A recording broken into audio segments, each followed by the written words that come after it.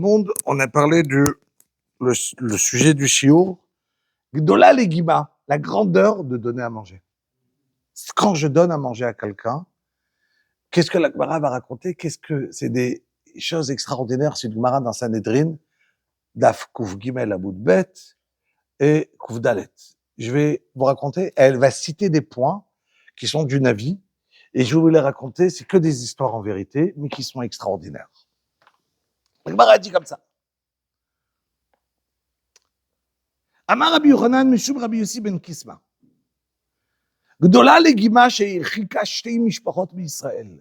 La grandeur de savoir donner à manger, que à cause de ça, elle a repoussé 2 familles du peuple, du Ham Israël, c'est-à-dire 2 grandes familles qui n'ont pas le droit de se rapprocher de nous.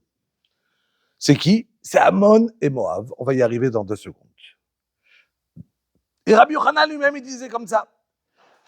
Meracheket et akrovim. Le fait de pas avoir donné à manger, ça éloigne ceux qui auraient été proches. Mais karevet et arechokim, le fait d'avoir donné oui à manger, ça va rapprocher ceux qui étaient loin. Ma'alemet enaim min hareshaim. Même si c'est un rachat à la personne, mais qui donne à manger à quelqu'un, il fait achnasat ochrim, il vient, il donne à quelqu'un à manger, Akadosh Baruch Hu, même si la personne devait recevoir une punition très grave, Akadosh Baruch Hu, il ne lui donne pas. Ou mashra shrina al neviei abaal. Ça vient, et ça peut même, on peut même avoir une prophétie sur un rachat qui était prêtre de la Avodah du Baal, de l'idolâtrie, et quand même, il va avoir une névoie parce qu'il a donné à manger à quelqu'un. Ujgagata Ola Zadon. Et là, on va commencer à expliquer un par un.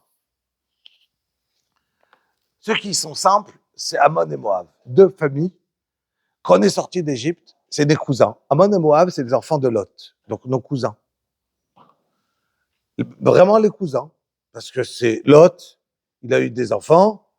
Et voilà que les enfants de Lot, ils ont eu une relation avec leur père, les 2 filles. Il y a eu des enfants. Et un, il s'appelle Ammon, un, il s'appelle Moab. Et il y a un klal, dit la Torah, quand on est sorti d'Égypte, ils auraient dû venir à la chair lo kidmu, etrem, balechem ou bamayim. Quand on est sorti d'Égypte, on aurait dû recevoir de leur part à boire et à manger.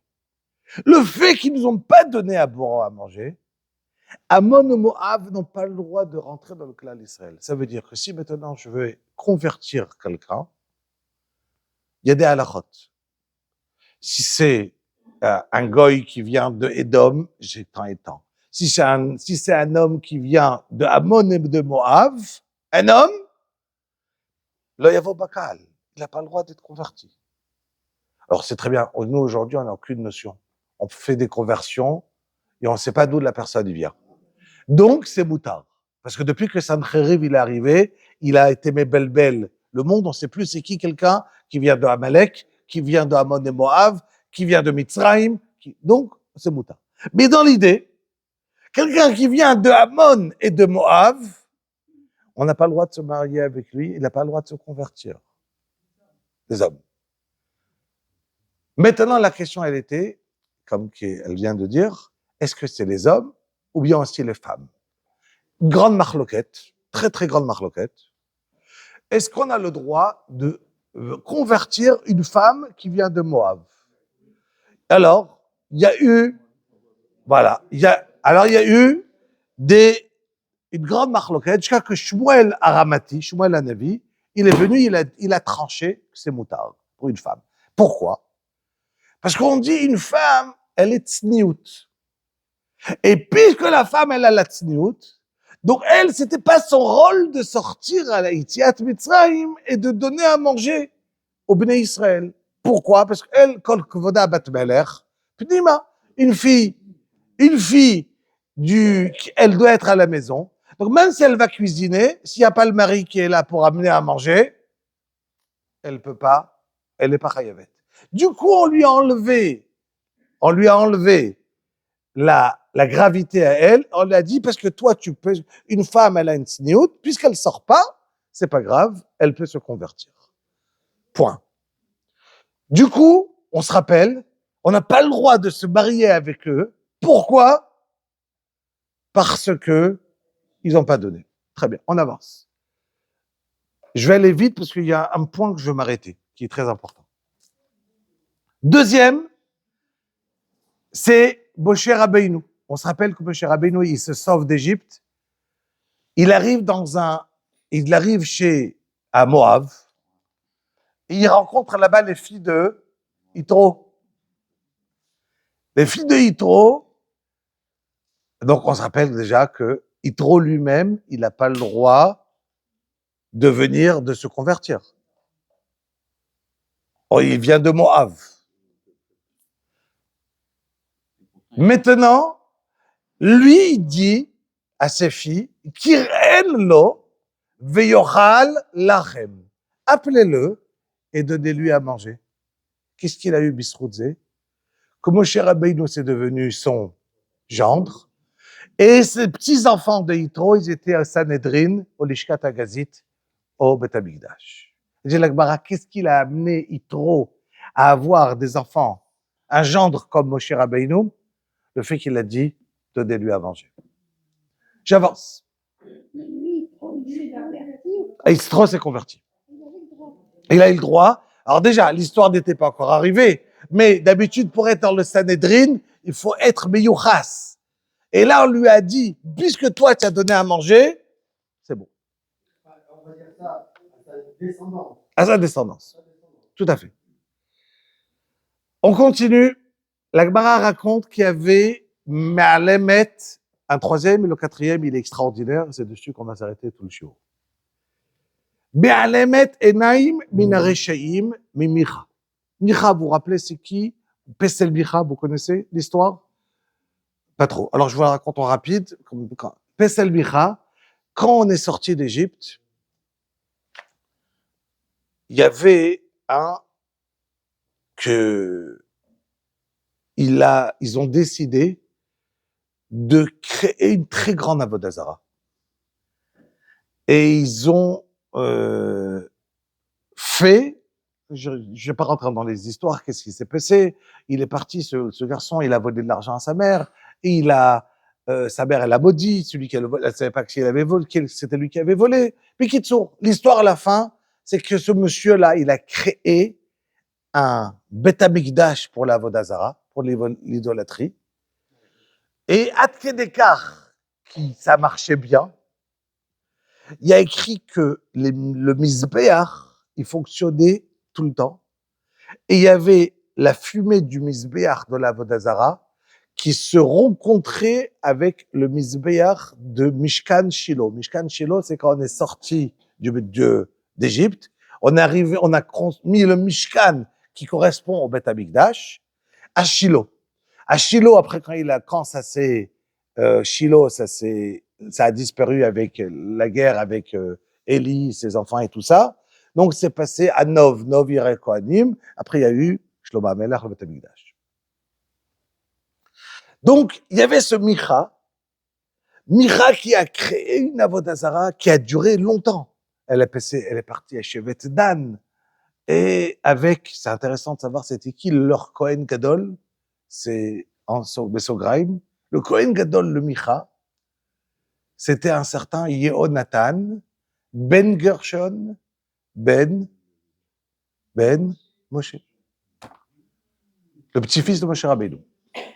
Qui était le Kohen Gadol de l'Avodah Zara. D'accord? Et tout ça, c'est venu comment? Parce que Yitro, quand il a dit à Moshe Rabbeinu, il lui a dit, écoute-moi bien, Moshe. Ton derrière de la Torah, il est très bien. Mais il faut qu'un enfant il puisse choisir. Ne lui donne pas une idée dès qu'il est petit, qu'il est obligé d'être religieux. Je veux qu'il grandisse et qu'il ait le monde ouvert en face de lui Il veut devenir rabbin, il devient rabbin. Il veut devenir idolâtre, il devient idolâtre. Pourquoi tu as besoin de mettre directement ton avis aux enfants? Donc il lui a dit, je veux qu'un de tes enfants, il va choisir un autre chemin. Et M. Rabbeinu, en pensant que ça n'arriverait pas, d'accord, il n'a pas insisté dessus. Mais c'est faux. Il faut donner à un enfant une direction. Un enfant, il tourne. La petachata trovetz. Il faut lui donner une direction. Cet enfant-là, il est devenu Yehonatan, le fils de Gershon, Ben Ménaché, il y a écrit dans le Navi. Mais le Nun, le Ménaché de Nun, il est écrit tout petit, parce que Moshe Rabbeinu, il a demandé, ne me rappelez pas dans cette histoire. Donc dans le Navi, on a mis un petit Nun en plus, comme si c'était Ben Ménaché. Mais c'est pas Ben Ménaché, c'est Ben Moshe. Et voilà que ce Micha, il est prêtre pour la Vodazara. Il a construit cette Vodazara. Et à ce temps-là, il y avait un Yerovam ben Nevat. Yerovam ben Nevat était un des rois après Shlomo HaMelech, qui était d'un autre côté un très grand Talmid Chacham, qui a créé 2 Avodazara pour ne pas que Am Israël vont au Beth Amikdash, parce que le royaume il était divisé entre Malchut Israël et Malchut Yehuda, d'accord? C'était divisé dans les Shvatim. Et donc il faisait l'Avodazara. Et voilà qu'Akadosh Baruch Hu, alors juste, je suis allé trop vite. Je reviens. Ce Micha-là, excusez-moi, je reprends légèrement en arrière. Ce Micha, il était, on a dit, prêtre de la Vodazara. Ok, je reviens. J'annule ce que je viens de dire. Et lui, il a le droit au Olam Haba, il n'a pas le droit au Olam Haba. La Gemara, dans la Mishnah, il y a quelques personnes que la Mishnah va citer qui avait le droit au Olam Haba, et lui, il n'est pas cité dans celui qui n'avait pas le droit. La Gemara va citer toutes sortes toutes sortes de rois qui n'avaient pas le droit au Olam Haba. Imaginez que les Talmidei Chachamim de la Mishnah, ils décident qui vont aller au Olam Haba, qui va pas aller au Olam Haba. Et il y en a un, par exemple, il dit à la Gemara, qu'il disait, pour rappeler ce que vous avez dit tout à l'heure, il avait marqué sur ses parties intimes le nom d'Akadosh Baruch Hu, pour que chaque fois, on va être mévasé à Akadosh Baruch Hu. Et pour pouvoir, ça veut dire il avait fait ça d'une manière pour pouvoir donner. Est-ce que lui, il a le droit là, papa? Demande la Gemara. Voilà qu'il y a ce Micha. Quand les Malachim, ils ont vu une chose pareille, qu'il y avait la fumée de Micha qui se mélangeait avec le Beth Amikdash, le Mishkan de Shiloh. Et dit la Gemara, Bikshu Malachi Asharet les Dochafo. Ils ont voulu le repousser. Ça veut dire lui faire du mal. Hachem, il a dit non. Micha, il donne du pain au vrai Drachim. Chacun qui passe chez lui à la maison, il donne l'Achnasat Torchim. On l'a laissé tranquille. C'est pour ça qu'il n'est pas cité dans ceux qui n'ont pas de Chalek Baba. Pourquoi? Parce qu'il faisait Achnasat Torchim. Et attention, il donnait Achnasat Torchim, mais le fait de savoir de donner, ça lui a donné qu'il n'a pas été puni. Évidemment, dans le Olam Haba, il a été puni. Mais le fait, pourquoi? Maintenant, attention. Si quelqu'un, il donne à manger pour avoir son kavod, alors ça s'appelle un misrad de pirsum. Ça s'appelle oui, ça veut dire, c'est comment je vais faire ma publication. Ben, je vais faire. Mais si quelqu'un, il donne sans aucun intérêt, c'est ça. Allez, encore deux derniers. Elle dit la Gemara qu'il y avait Ido. Ido, c'est ce que j'ai commencé à raconter, juste que j'ai devancé tout à l'heure. Il y avait Ido Hanavi, il y avait Yerovam ben Nevat, comme j'ai dit, qui était en train d'être makriv de la Ola Avodazara. J'ai raconté, il y avait deux 2 agalim de Zahav que Yerovam ben Nevat il a mis pour la Vodazara. Il y a un jour, Akadosh Baruch Hu, il a envoyé un Navi, Ido à Navi. Il lui a dit, vas-y, et tu vas dire à Yerovam ben Nevat que ici même, dans ce Mizbeach, il arrivera un moment où tous les prêtres du Baal, ils seront mis à mort. Et la preuve va être que le Mizbeach, à cet instant que tu vas parler, il va s'ouvrir et le déchaîne, il va tomber dans le trou. Il est parti, Yorvam Bedevat, il s'est énervé, il a crié Tifsou, attrapez-le, sa main s'est paralysée. Mais Kitso, ça c'est pas lié. Ido, Akashem lui avait dit, tu pars, tu ne manges ces personnes et tu reviens. Quand il est sur la route, tu manges ces personnes. Tu manges. Voilà, chez personne. Quand il retourne vers chez lui, il y a un avis du Baal, un prophète du Baal, qui l'arrête et qui lui dit, Akadosh Baruch Hu, il m'a dit, il lui fait une fausse de voix, de t'inviter à la maison. Je dis, ah bon? Il rentre chez lui, il mange, et en sortant, il reprend la route, il y a un lion qui vient, qui le tue. Et donc, il reçoit le Baal, le Navi du Baal, qui l'a invité à la maison. Il reçoit une voix, que d'habitude il n'est pas prophète, pour lui dire, voilà, ce Navi, il est mort par un lion, vas-y, il faut l'enterrer. Et là, on arrive au dernier.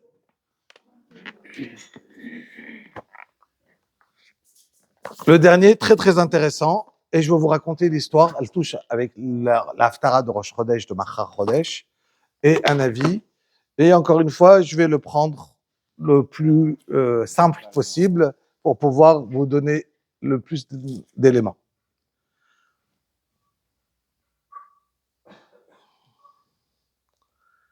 Il y a eu une histoire qui s'appelle Pilegesh Bagiv'a. Vous avez entendu parler? Non. Pilegesh Bagiv'a, le Navi commence comme ça. Vaï bayami ma'em ubelech en Israël. On parle à une période avant qu'il y ait eu des rois, avant qu'il y ait eu des shoftim. C'est une période qui le Navi nous donne pas exactement la date, mais on peut essayer de l'imaginer plus tard dans l'histoire, que il n'y a pas de roi. Et voilà, il y a un homme, on ne lui dit pas son nom, Ish Levi. Ce Ish Levi, d'après certains, c'est ce Micha, pas ce Micha, c'est Jonathan, qu'on a parlé de il n'y a pas très longtemps. Alors, je vais vous raconter l'histoire en rapide. Il y a un homme, Ish Levi, qui habitait à Ephraim. Il a pris une femme, une Pilegesh. Une Pilegesh, c'est quoi une Pilegesh? Il y a une femme qui va être, pardon? Alors, c'est pas une concubine parce que c'est une Pilegesh. D'après le Rambam, on n'a pas le droit de prendre une Pilegesh. C'est une femme qui est sans Ktuba. Ben, elle est miyuchedet à toi. C'est pas, ça veut dire que on a le droit, on va prendre une femme sans Ktuba, d'accord? Non, non, non, non, non. Mais ça veut dire que c'est, ben elle n'a pas des halachot de Yishut, il y a des halachot de Pilegesh et des halachot d'une femme. Mais attention, c'est pas des rersnout, c'est pas comme une prostituée qu'on va prendre. Non, il y a des halachot de Pilegesh. Maintenant, le roi, il a le droit de prendre une Pilegesh. Un homme normal n'a pas le droit de dire, moi je vais prendre, tu sais quoi, je vais me rajouter quelques Pilegeshot. Mais un roi, il a le droit de prendre une Pilegesh. Voilà qu'il y a un homme qui va prendre, Rabotai, un homme qui est Ish Levi, qui va prendre une Pilegesh. Il va vivre avec elle. Un jour, la Pilegesh, elle veut le quitter, elle rentre chez elle à la maison. Lui, il va absolument la récupérer. Et il la récupère. Il va chez le beau-père. Il essaie de parler à son cœur. Elle décide, OK, après de bout quelques jours, on retourne. Il va avec un petit jeune. Ils arrivent quelque part, sur la route. Ils veulent dormir chez quelqu'un, mais personne ne les prend chez eux à la maison. Ils se retrouvent dans le chevet ils sont à Giv'a, qui sont chez Binyamin. Alors juste, j'ai pas oublié de dire une phrase. Tout ce que je vous raconte, c'est l'histoire du Navi sans les Pirushim. les Pirushim, il faut refaire un autre shiur. Donc moi, je vous raconte l'histoire, mais attention, attention, attention. À chaque détail, j'aurais pu m'arrêter. C'est qui? C'est quoi? Pourquoi? Parce que la Torah chez Birtav, le Navi, si je n'ai pas des explications, je connais l'histoire, je dis, ah, c'est pas beau, ah, c'est comme si, ah, pourquoi comme si, ah, pourquoi comme ça. Mais il faut étudier pour connaître. Donc forcément, là, maintenant, je vous raconte que pour Bilema, là, pour, voilà. Après Bezrat Hashem, on reprendra une fois l'histoire, mais on fera que ça dans le shiur. Et on prendra 1 heure pour expliquer chaque détail. Mais je peux pas maintenant m'arrêter sur chaque détail. Mais c'est important de savoir qu'il y a des questions, mais je peux pas donner toutes les réponses. Et donc, je vous raconte l'histoire brute. Et voilà que ils sortent de là-bas, ils trouvent pas où dormir. Et tout à coup, il y a un vieux qui est d'accord de les recevoir chez lui à la maison. Donc, il rentre, lui, le nar, la Pidegesh. Et voilà que la nuit, ils arrivent à Anshei Bliyaal, des gens pas bien, de Shevet Binyamin, et qui vont taper à la porte en disant « Pourquoi tu as reçu cet homme-là chez vous? Sors-le, on va s'occuper de lui entre hommes. » La verra entre 2 hommes. Eux, ils sont pas d'accord. Et le vieux, il va dire « Tu sais quoi, j'ai une fille qui n'est jamais mariée, encore une Betula. Je te la sors. » Eux, ils sont pas d'accord. Je suis d'accord de sortir ma fille à vous offrir à tous ces hommes qui sont dehors. J'ai pas dit, il y a des comparaisons, mais c'est aucun. Eh bien, il y a des comparaisons. Il y a un Ramban dessus, mais je peux pas rentrer dedans. Et voilà que, mais, non, on va prendre tout ce qu'on a à prendre. Il y a beaucoup de choses à prendre et on va prendre tout ce qu'on a à prendre. On a beaucoup, Donc, et voilà qu'est-ce qui se passe. À la fin, il va donner la pilegesh, il va la sortir de force. Donc, qui la sort? L'homme de Shevet Lévi. Il va sortir cette pilegesh de force. Eux, ils vont la torturer toute la nuit. Et au matin, quand il ouvre la porte, elle est affaissée en face de la porte, à moitié morte ou morte. C'est pas clair dans le Navi. Il faut regarder les Mefarshim. Qu'est-ce qu'il fait? Il prend cette femme, il la coupe en 12 morceaux, et il envoie à tous les Shvatim. Et il envoie à tous les Shvatim en disant, regardez qu'est-ce qui s'est passé dans Shevet Binyamin. Shevet, tout le clan d'Israël se réunit ensemble. Vous avez jamais entendu le Navi? Ils se retrouvent, tous les Shvatim se retrouvent ensemble. Et ils décident de dire, il faut absolument, Nevala Kazot, l'Onestab et Israël, une histoire pareille n'est jamais arrivée dans le peuple juif, depuis qu'on est sorti d'Égypte, qu'on peut créer une chose pareille. Maintenant, le Navi, on peut se poser plein de questions. Qu'est-ce qui est grave? D'avoir coupé? Qu'est-ce qui est grave? D'avoir ce qu'ils ont fait? Il y a plein de questions, comme j'ai dit, c'est un chiour en soi-même, mais je soulève les questions. Mais il est dommage, mais sinon on y arrivera à 10h30, on ne sera pas fini. Il faut juste arriver. Donc, on avance. Donc, voilà que, rabotaille, on avance. Voilà que cette dame, ils se réunissent voilà, faut plus m'embrouiller. Et les Shvatim se réunissent, et voilà, ils décident de dire à Binyamin, tu dois me donner ces personnes-là pour qu'on les juge, qu'on les tue, qui ont fait une chose pareille. Binyamin décide, Shevet Binyamin, de ne pas donner ces hommes. Évidemment, question, est-ce qu'ils ont bien fait, ils n'ont pas fait? Est-ce qu'il fallait qu'ils donnent? Il fallait pas qu'ils donnent. Est-ce qu'il fallait compter sur cette personne? Il fallait pas compter sur cette personne. En tout cas, voilà, c'est l'histoire. Et donc,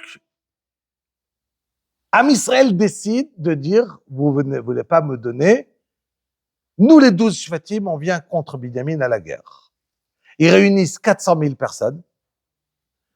Ils arrivent à se battre contre les Binyamin qui sont que eux, 26 000 personnes, plus encore 700 qui savaient tirer d'une manière exceptionnelle. C'est intéressant de savoir.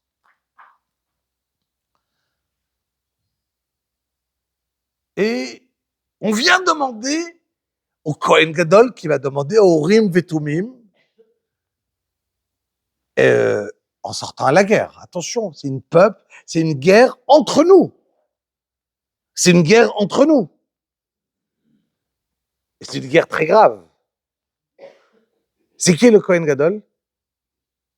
Pinchas, ben Elazar, ben Aaron à Kohen. On se rappelle de Pinchas, celui qui a tué, celui qui est devenu Eliyahu Hanavi. Celui qui est devenu Eliyahu Hanavi. Donc, il demande au Urim Vetumim, et l'Urim Vetumim les permet de, entre guillemets, d'aller à la guerre. Si oui ou non, ça en reparler dans le prochain jour. Mais en tout cas, le Urim Vetumim répond ce qu'il répond. Ils vont à la guerre. Le premier jour, ils vont perdre plus de 20 000 et quelques. Qui? Le Ham Israël. Binyamin gagne. Ils ont demandé au Urim Vetumim. Le deuxième jour, ils redemandent. Ils sortent à la guerre et Ham Israël, ils sont 400 000, ils sont 26 000 de l'autre côté. Qui gagne? Binyamin. Ham Israël, il revient, il jeûne, il pleure. Akadosh Baruch Hu, on a demandé, qu'est-ce qui se passe? Regarde, on doit faire un jugement avec Binyamin. Et on se retrouve avec troisième jour de la guerre, ils défoncent. Ham Israël gagne.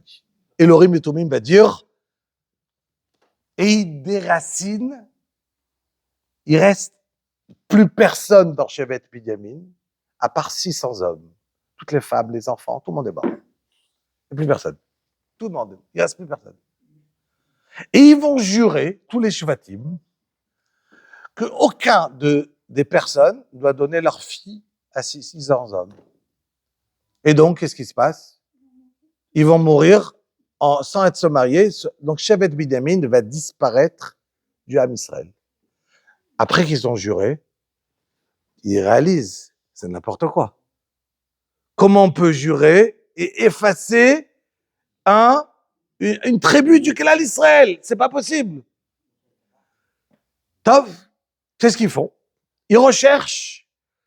Est-ce que tout le monde était là quand on a juré? Ils découvrent qu'il y avait un petit village qui n'a pas participé à la guerre, qu'il fallait participer à la guerre. Qu'est-ce qu'ils font? Ils envoient à ce village 12 000 hommes, les Shvatim. On déracine tout le monde là-bas, on tue tout le monde. On garde, à part les 400 filles qui n'étaient pas mariées, qui étaient encore Betula. La Gemara va te dire, mais comment tu sais si elle est Betula ou pas? La Gemara a dit, ils ont prouvé, ils avaient une technique extraordinaire. Et on sait maintenant que cette fille-là, ils étaient 400 filles qui étaient encore vierges. Et il y a la Gemara. Il faut utiliser des Gemarotes. Donc, on reprend la Gemara. Elle arrive il nous reste 400 filles. Ces 400 filles, il les donne aux 400. 400 des 600. Il manque 200 filles. Il manque 200 filles pour marier Binyamin. Ah, il manque 200 hommes qui n'ont pas de tratan. Qu'est-ce qu'on fait? À tout Béhav, que les jeunes filles sortaient dans les Kramim, ils ont dit, OK, à ces 200-là, vous avez le droit de partir et d'être rotef et de prendre. D'accord. Nous, on a dit, on vous donne pas, mais 200 garçons, vous avez le droit de partir et de kidnapper chacun une fille. Et de prendre, donc, 199, ils sont partis, ils en ont pris. Il y en a un qui n'a pas pris. Il avait honte. C'était un grand sadique. Tout béave. Que les jeunes filles sortaient. 199, ils sont partis à Botaï. Ils ont pris des filles. Et il y avait un sadique, très grand sadique, qui avait très honte de prendre une fille. Alors, une fille, elle a vu qu'il était lui le tzaddik, celle qui l'a kidnappé. Comment il s'appelait ce garçon? Shaoul HaMelech. Ok. Jusqu'à maintenant, je vous ai juste raconté, je dis bien grossièrement, une grande histoire de... Non, de Binyamin.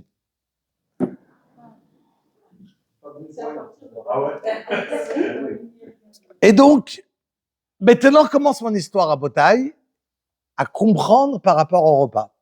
J'en ai encore pour quelques minutes, mais je vous ai juste donné l'histoire pour que vous pouvez comprendre ce que je vais vous raconter.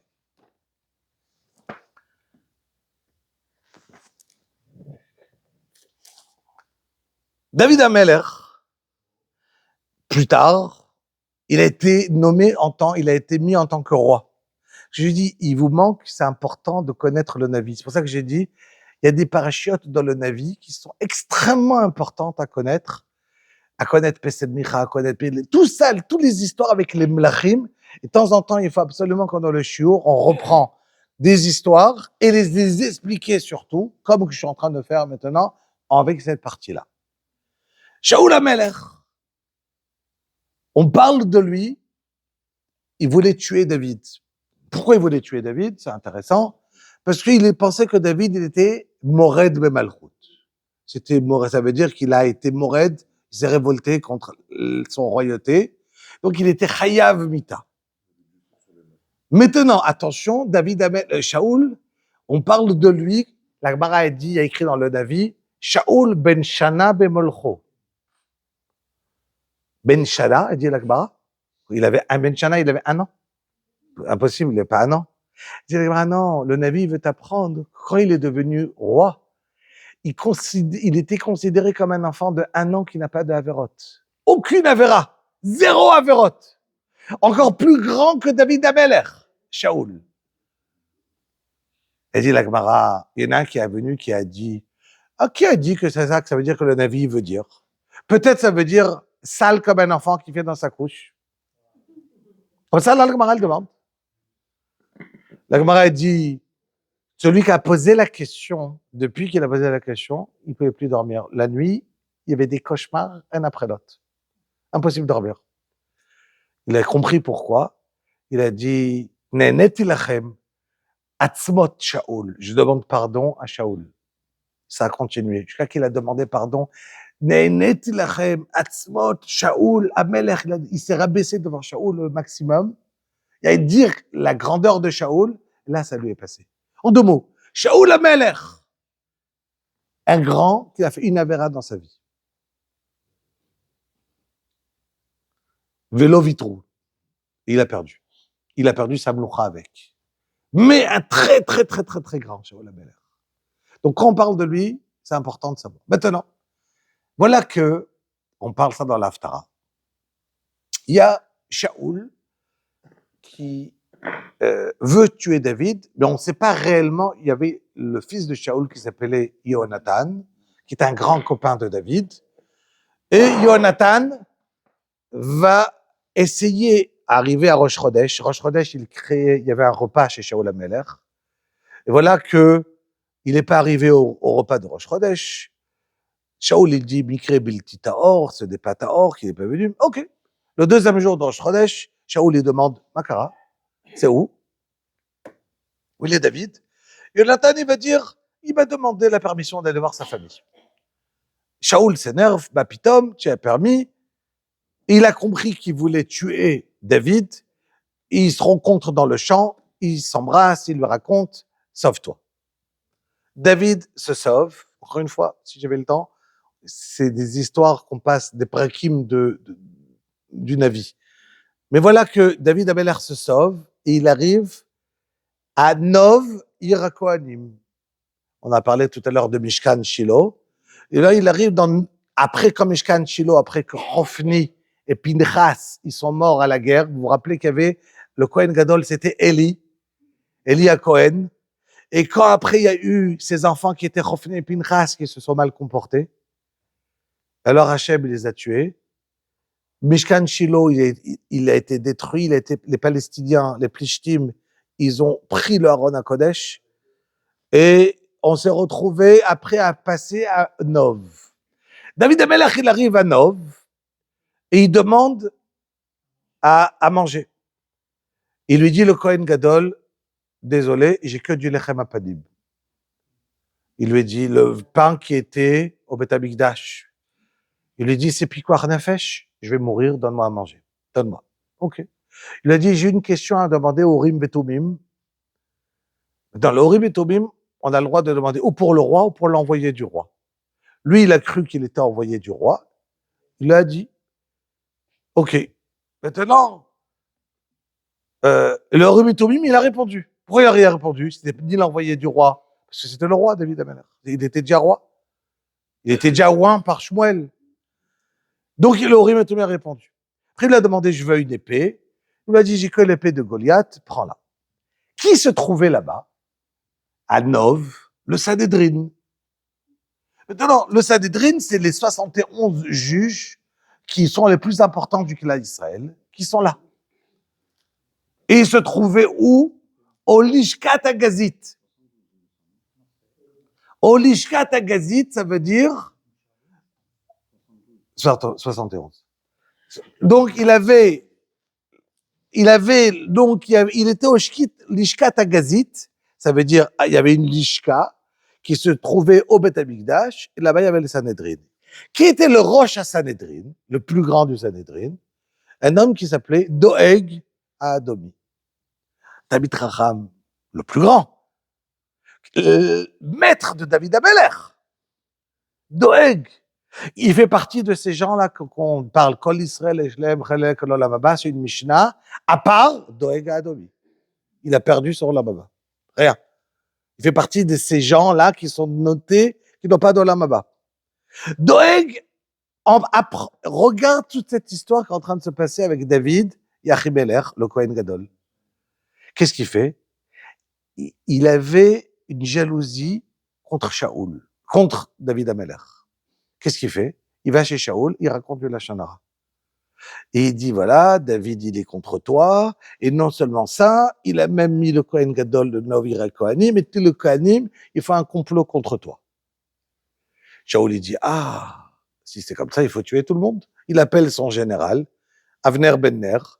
Il lui dit, vas-y, tue Novira Kohanim. Avner, il dit, moi, je crois pas au Lashon Hara. C'est faux.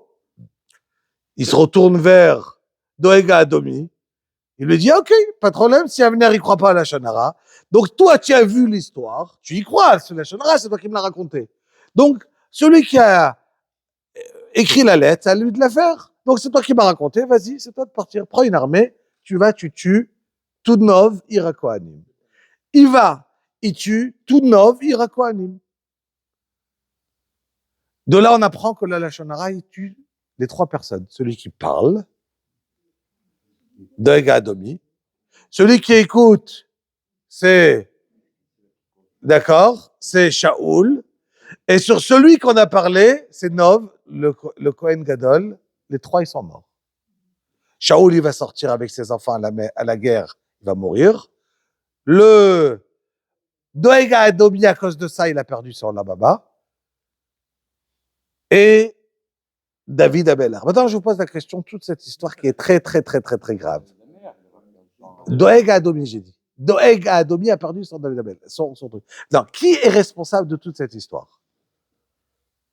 C'est qui à cause de qui? Il y a Doeg qui est important. Alors, on y arrive. Doeg. Doeg, c'est lui qui a raconté de la Lashon Hara. Vous êtes d'accord? Shaoul, il a une partie, il a cru au Lashon Hara. David, peut-être, il aurait dû peut-être dire un petit mot, je sais pas, arriver chez Achimelech, lui dire, voilà, j'arrive, je suis pas un envoyé du roi. Peut-être il aurait dû dire quelque chose, je sais pas. Oui, mais peut-être il aurait dû dire à Achimelech, c'est moi le roi, où je dois, j'ai quelque chose. Mais est-ce qu'il y a quelqu'un qu'on aurait pensé d'autre qui est responsable de cette histoire? Il dit la Gemara, oui. Il y a un autre responsable de tout ça. C'est qui? Jonathan. Non, non, non, non. Elle dit la Gemara, si Jonathan, il avait donné un sandwich à David Amelech. Il lui aurait donné un sandwich, qu'est-ce qu'il aurait fait? Il ne serait jamais arrivé à Nov pour manger. Il n'aurait jamais commencé l'histoire. À cause qu'il ne lui a pas donné un sandwich à manger, et dit l'Akbara, il est parti manger chez Achimelech et toute l'histoire elle a commencé. Et si donc Jonathan il avait donné un sandwich en quittant, David Ameller aurait eu de quoi manger et toute l'histoire ne serait pas arrivée. Oui, et dit l'Akbara, ça veut dire l'importance qu'il y a à nous d'arriver à donner à manger à quelqu'un, parce que sinon, à cause de ça, ça peut y arriver. Maintenant, ce Shaoul, juste qu'on comprenne l'histoire, quand Shaoul est dessus, on a fini, tellement c'est beau, c'est pour ça que je vais finir avec ça. Shaoul Amelech, quand il va dire à Jonathan, Jonathan, il va essayer de plaider pour, quand je vous rappelais à Rosh Chodesh, quand il est arrivé, il a dit, où il est David? Il a dit, il est parti. Je lui ai dit, tu as permis? Dis-moi. Je dis, quoi, tu préfères David, les bochettes, Hervat, Imecha? Quel rapport? Tu fais honte à ta mère. Quel rapport avec ta mère, là? Quel rapport à ta mère? Le fait d'avoir donné, tu as le fait. Alors, il y a un Rashi, il y a un Rabbi Jonathan Aishbishitz dessus, qui dure 1 minute, je le dis, il est trop beau, celui qui le comprend. Tata et Mishak. David Amelech, il avait le droit d'être. Est-ce que c'était un juif? Est-ce qu'il avait le droit d'avoir Bekal? Sa grand-mère, c'est Ruth à Moavia. Et Doeg Adomi, lui, il disait non. La halakha, non. Lui, il pensait que non. Rosh HaSanhedrin, Shmuel Hanavi, il pensait que oui. Mais Doeg Adomi, d'après la halakha, il disait pourquoi? Il disait de la ronde que les femmes, ils sont pas obligés de donner à manger aux hommes. Mais aux femmes, elles auraient pu donner à manger aux femmes. Même ça, ils n'ont pas fait. Donc les femmes, ils auraient dû au moins se rapprocher des femmes du clan d'Israël et donner à manger. Les femmes aux femmes, les hommes aux hommes. Pourquoi les femmes ne sont pas sorties? Adomi, Rosh HaSanhedrin. C'était lui qui apprenait à David, et pourtant, il dit qu'il pense qu'il n'est pas juif. Ouais, il pensait qu'il n'était pas avant le local. C'est-à-dire que Shaoul Amelech, il lui a demandé, quand David il est parti tuer Goliath, il revient de Goliath, il demande Shaoul, Zé, mazé, comme ça il demande dans le Navi. Il explique, il me fait chier, attends une seconde, tu le connais pas, Shaoul, tu connais pas David, c'est celui qui te faisait du violon à la maison, le Kinor, c'est Kinor David. Alors, il demande en vérité à Avner Ben Ner et à Doeg Adomi, est-ce que Shaoul lui demande, est-ce que David, il est Raoui, il est Mloucha? Est-ce qu'il peut devenir un jour? Il a commencé à comprendre, peut-être David va lui prendre sa place, comme ce Shaoul, il doit comprendre. Doeg, il lui dit, mais pitom, il est le petit-fils de Ruth à Moavia. Alors, tout de suite, Avner Ben Ner, il va dire, mais non, les hommes, oui, ils ont le droit, et les femmes, les hommes, il y a un problème, les femmes, il n'y a pas de problème. Doeg, il dit non, les femmes, ils auraient dû donner aux femmes. Jusqu'à quand il était possible, ça, un Israélite qu'ils ont ramené que c'était Boutard. Là, c'était la 2 minutes en plus, hein, je ne sais pas comment c'est. Donc, je reprends. Quand David Amelech, je vais trancher, est-ce que sa grand-mère, Ruth, elle avait le droit d'être la Vobekal? Pourquoi? Parce que je dis qu'une femme, elle doit rester à la maison. Mais la mère de Shaoul, c'était qui? La femme de Shaoul, pardon, la mère de Jonathan. Celle qui a attrapé. Donc, le problème de Tznout, elle est partie, elle a attrapé un homme. Et donc, d'après ça, lui, il pense, ça veut dire qu'une femme, elle peut, oui, aller partir. Donc, quand tu décides que tu choisis David en tant que roi, ça veut dire que tu as une ta'anak sur ta mère qu'elle m'a pris. Vous avez compris? Azakoubaro, on a fini. on est minyan, נכון? רבי חנינא בן עקשיא אומר, רצה הקדוש ברוך הוא לזכות צריכה לפיכך ריבה להם תורה ומצוות שנאמר, אדוני חפץ למען צדקו יגדיל לתורה ויאדיר.